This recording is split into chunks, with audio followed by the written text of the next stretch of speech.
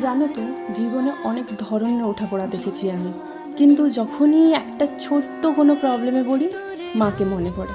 মা, কোন মা ভাবছো তো? না না, নিজেদের মা নয়, সবার মা, কালী মা। সমস্ত রকম বাধা বিপত্তি থেকে বাঁচিয়ে রাখার জন্যে এই মাই আমার কাছে একমাত্র সম্বল। জীবনের যখন সব থেকে বড় মুহূর্ত শুরু করতে যাচ্ছি, তখন কি আর মায়ের কাছে না গেলে হয়? কারণ উনি ছাড়া এই জার্নি শুরু করা আমার পক্ষে কখনোই সম্ভব ছিল না। তোমরা যারা আমাকে ফলো করো তারা তো নিশ্চয়ই জানো যে আমার 17ই আগস্ট থেকে ব্যাচ শুরু হচ্ছে মেকআপ ডিপ্লোমা কোর্সের।